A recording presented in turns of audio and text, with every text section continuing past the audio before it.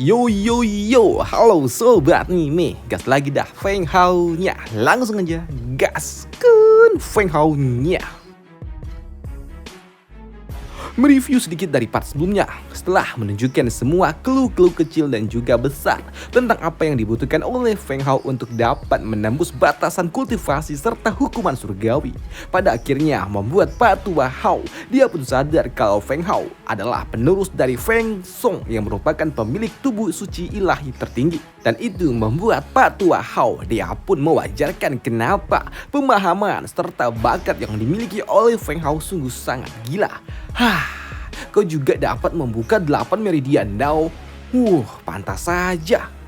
Tapi nak, aku tetap tidak akan memberitahukan kau di mana makam kuno itu berada karena aku sendirilah yang akan membawamu ke tempat itu. Ucap dari Pak Tua itu. Tapi di sini Feng Hao yang sebelumnya mendengar kalau tempat itu sangatlah berbahaya, membuat Feng Hao dia berujar, tidak Master Hao.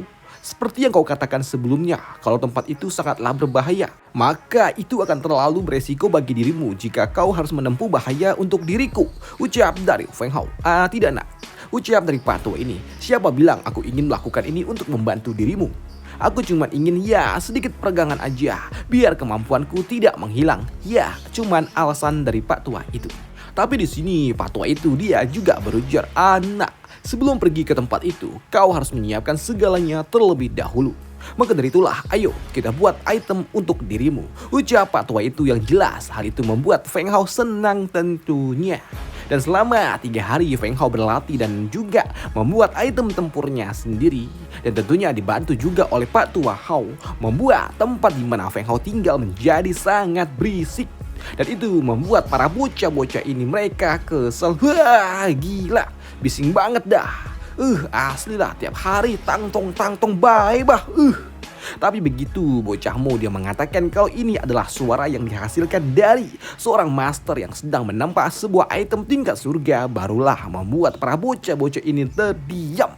Dan tahu kalau satu-satunya casting art yang ada di tempat ini hanyalah Master Hao Tian, membuat senior Shi dia tidak menyangka kalau ternyata dirinya akan berbagi tempat dengan seorang yang sangat terkenal, yaitu senior Hao Tian yang dikenal sangat luar biasa dalam hal casting art.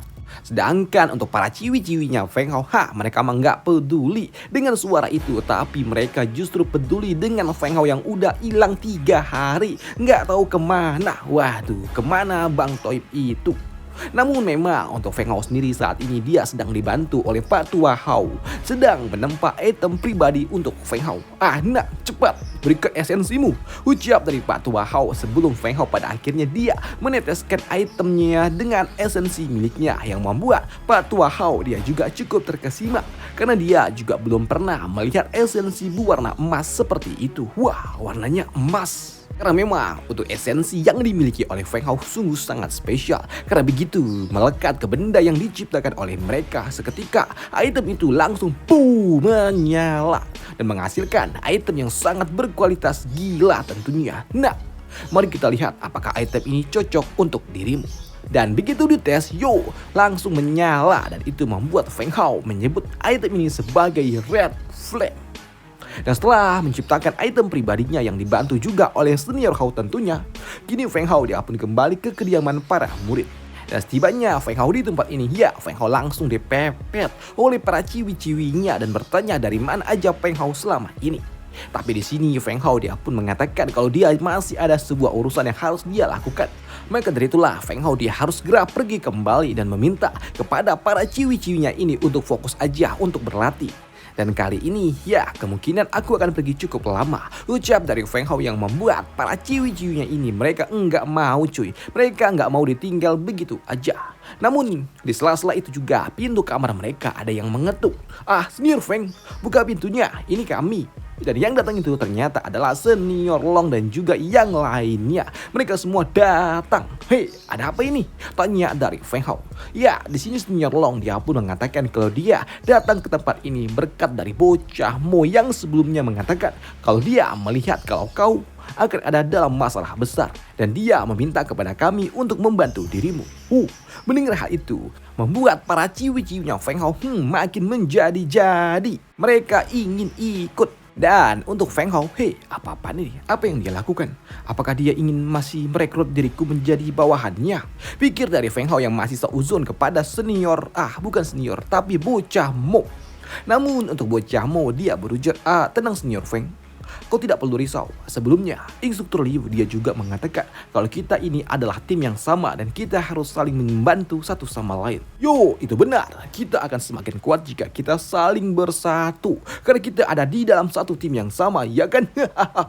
Ya, itu benar senior Feng. Kau ingin meninggalkan kami semua? Tidak bisa. Ucap dari rekan-rekannya itu. Ya, mendapatkan sambutan yang cukup hangat seperti ini membuat Feng Hao dia cukup senang. Tapi maaf semuanya. Kali ini sepertinya aku harus melakukan sesuatu yang besar. Namun kupikir ya ini tidak akan menjadi suatu bencana atau apapun itu. Jadi ya kalian tidak perlu risau. Kalian tidak perlu ikut bersama dengan diriku. Ucap dari Feng Hao. Dan kalian ya fokus aja untuk berlatih. Untuk mempersiapkan diri kalian di dalam turnamen yang akan datang. Ucap dari Feng Hao. Namun di sini di sela-sela mereka sedang berbicara, ada seseorang yang datang memotong pembicaraan mereka. Apa-apa nih? Sepertinya kalian sedang asik sendiri nih. Apa yang sedang kalian lakukan nih? Ngumpul-ngumpul seperti itu. Apakah kalian jangan-jangan sedang mengatur sebuah rencana untuk menyingkirkanku kah? Ucap dari senior Liu. Kok senior sih? Instruktur Liu. Namun di sini sebagai bos di antara para bocah-bocah yang ada di tempat ini, di sini instruktur Liu dia pun datang dan berujar, "Hei, para bocah-bocah, aku datang untuk memberikan kalian sebuah misi." Ucap dari instruktur Liu yang membuat Feng Hao dia sedikit khawatir. Apa? Misi? Bagaimana bisa dia memintaku menjalankan misi di saat yang seperti ini? Hei, pikir dari Feng Hao yang sedikit kesal. Karena memang dia harus segera pergi menyelamatkan master kecil. Namun, kenapa dia harus malah jalankan misi? Tapi di sini untuk instruktur Liu yang melihat Feng Hao yang sepertinya kesal membuat master hijau ini dia berujar, "Hei, ada apa bocah? Kenapa kau menatapku seperti itu? Apakah kau keberatan untuk menjalankan misi yang akan aku berikan?" Tidak instruktur, hanya saja bisakah kali ini aku tidak ikut dengan misi itu karena aku tidak. Potong dari instruktur Liu. Tidak ada yang diizinkan untuk tidak mengikuti misi yang akan aku berikan. Kalian semua harus pergi. Ucap dari instruktur Liu yang membuat Feng Hao dia kesal. Apa-apaan ini? Apakah dia mendengar pembicaraanku dengan Pak Tua Hao itu hingga dia sengaja ingin merusuhiku? Apa-apaan ini? Pikir dari Feng Hao yang udah mulai seuzon aja bah. Namun di sini instruktur Liu dia tidak peduli dengan alasan apa yang akan diberikan oleh Feng Hao, tapi di sini dia tetap akan memberikan mereka semua sebuah misi. Dan misi itu adalah pergi ke suatu tempat. Karena sebelumnya aku mendapatkan sebuah informasi kalau saat ini telah ditemukan makam kuno dari Lord of Void Martial Art. Tempat itu berada di area Xuanmingtian yang sangat legendaris itu. Dan syarat dari misiku sangat sederhana. Cukup kalian pergi ke tempat itu dan kalian masuklah ke area terdalam. Dan kalian juga harus kembali dengan hidup-hidup. Ya, itu aja. Dengan begitu, aku akan menganggap misi kalian telah berakhir. Ucap dari instruktur Liu. Dan semoga misi kalian sukses. Itu aja dan sampai jumpa. Aku pergi lagi. Ucap dari instruktur Liu lah. Mendapatkan misi yang berbahaya seperti itu membuat mereka, para bocah-bocah ini, mereka pun bingung dan mencoba untuk memahami apa yang dimaksud oleh instruktur Liu. Namun untuk Feng Hao, dia pun berpikir kalau sepertinya instruktur Liu dia telah tahu kemana aku akan pergi. Dan dia sengaja memberikan misi ini untuk diriku membawa seluruh anggota party ini. Tapi yang menjadi pertanyaannya, dia tahu dari mana? Apakah Pak Tua Hao yang memberitahukan ini atau bagaimana? Entahlah, pikir dari Feng Hao. Sedangkan untuk senior Long, dia tahu kalau misi itu berbahaya. Maka dari itu di sini senior Long dia mencoba untuk kabur dan dia lebih memilih dihajar aja oleh instruktur Liu daripada dia harus pergi ke tempat yang berbahaya. Tapi di sini Feng Hao dia mengatakan untuk tidak perlu risau karena aku memiliki sebuah akses untuk pergi ke tempat itu dengan mungkin cukup aman.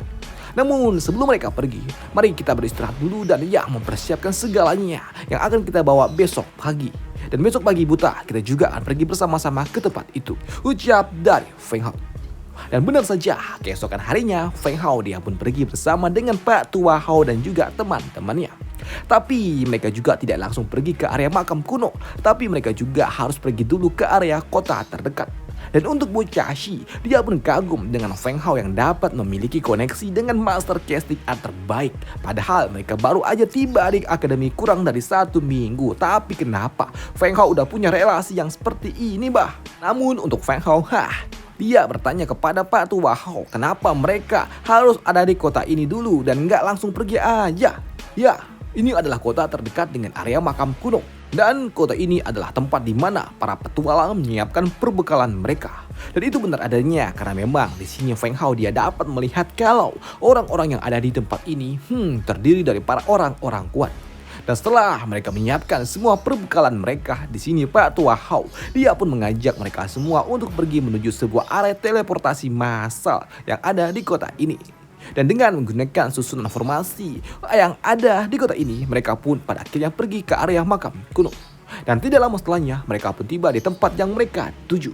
Namun sebelum memasuki tempat itu, di sini Feng Hao dia pun berpikir keras karena dia merasa terbebani. Dia harus datang ke tempat yang berbahaya sembari membawa rekan-rekannya karena ini akan membuat dirinya memiliki sebuah tanggung jawab untuk dapat membawa mereka kembali hidup-hidup.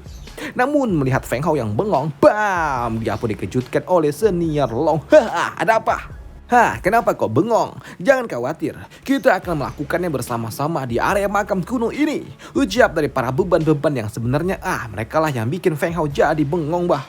Tapi di sini malah mereka yang berujar untuk tidak perlu khawatir. Waduh, sungguh menyebalkan. Padahal ya mereka adalah yang bikin khawatir. Waduh. Namun ya sudahlah, karena memang tidak ada lagi pilihan lain. Kini Feng Hao dia pun menyampaikan kepada Pak Tua Hao kalau mereka telah siap untuk memasuki tempat itu. Ya, tapi sebelum memasuki tempat berbahaya itu, di sini Pak Tua Hao dia pun berpesan, "Nah, manik roh itu atau spirit pearl itu, kau harus mendapatkannya. Karena itu sangat penting untuk dirimu." Ucap dari Pak Tua Hao menggunakan telepatinya yang membuat Feng Hao dia juga sedikit bingung lah siapa yang ngomong. Tapi sebelum mereka pergi menuju pintu pertama, di sini Pak Tua Hao dia pun sempat memberikan sedikit pelindungan kepada para bocah-bocah itu. Karena memang bahkan perjalanan menuju pintu pertama aja sudah cukup berbahaya. Karena benar saja ketika mereka baru aja berjalan, mereka telah disergap oleh sekumpulan bis yang datang entah dari mana.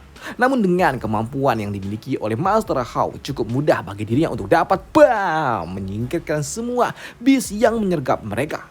Walaupun ya jumlahnya sangat banyak, tapi hal ini mudah bagi senior Hao untuk dapat menyelesaikannya. Dan itu membuktikan kalau Pak Tua Hao itu dia bukanlah kaleng-kaleng. Dan tidak lama setelahnya, kini mereka pun tiba di area pintu pertama area makam kuno. Namun begitu mereka melangkah mendekati pintu pertama, mereka telah merasakan efek dari ruang penekanan yang ada di tempat ini. Karena kini tingkat kultivasi mereka dapat ditekan hingga mencapai ranah martial emperor aja. Dan itu benar-benar terasa sangat menyakitkan bagi mereka yang belum terbiasa. Namun untuk Pak Tua Hao ketika dia tiba di depan pintu masuk, ternyata ada seseorang yang memanggil dirinya. Master Hao, apakah itu Anda? Master Hao dari Akademi Shengtian? Dan ternyata memang Master Hao dia sangat terkenal karena ketika dia keluar dari akademi, ternyata banyak para orang-orang tua lainnya datang dari berbagai tempat untuk menyapa Pak Tua Hao. Sedangkan untuk Feng Hao dia pun yang melihat sekitar, dia dapat melihat kalau ternyata di tempat ini dipenuhi oleh para kultivator yang ada di ranah Sais. Namun melihat ada berbagai macam orang dan juga perguruan serta murid-murid kuat yang biasanya mereka saling ribut satu sama lain dan rusuh. Tapi kali ini mereka terlihat cukup damai dan juga anteng, membuat Feng Hao dia bertanya, ada apa? Ya, ini terjadi sejak tahun lalu. Karena dulu di awal-awal kemunculan fluktuatif energi itu, banyak kekuatan besar yang datang ke tempat ini. Dan mereka sudah ribut duluan sebelum mereka memasuki area makam kuno. Dan alhasil, mereka tidak mendapatkan apapun. Jadi ya, sejak 1 tahun lalu, para orang tua ini, mereka mulai mengadakan sebuah perjanjian untuk mendamaikan semua orang yang ada di tempat ini untuk sementara waktu aja. Dan tidak mengizinkan siapapun untuk ribut di tempat ini. Dan setelah menyampaikan segalanya, kini Master Tua Hao dia pun meminta kepada para bocah-bocah ini untuk bersiap memasuki area makam kuno itu melalui pintu utama yang ada di belakangnya. Ya, majulah kalian semua para bocah-bocah, dan aku akan menunggu kalian di pintu keluar nantinya. Baik, terima kasih atas bimbingannya Master Hao, sambut dari para bocah-bocah itu. Maka itulah kini setelah mengucapkan salam, para bocah-bocah itu kini mereka pun mulai memasuki area makam kuno. Namun begitu mereka memasuki area pintu pertama, tekanan yang mereka rasakan udah semakin kuat dan juga gila. Dan itu benar-benar memaksa mereka hanya akan ada di ranah Martial Emperor. Wah gila tekanan ini. Namun untuk Lira, begitu dia merasakan Feng Hao memasuki tempat yang menarik, dia langsung keluar dan menunjukkan sebuah arah kepada Feng Hao. Maka dari itulah kini mereka pun mulai berjalan mengikuti arah yang ditunjukkan oleh Lira. Dan semakin mereka berjalan ke area terdalam, mereka di sini dapat merasakan aroma yang tidak enak yang membuat Feng Hao dia sempat menghentikan kelompoknya ini berjalan sebelum dia berujar, "Tunggu, berhenti semuanya. Aku tahu di dalam sana akan ada sebuah hal yang tidak mungkin dapat kita kontrol.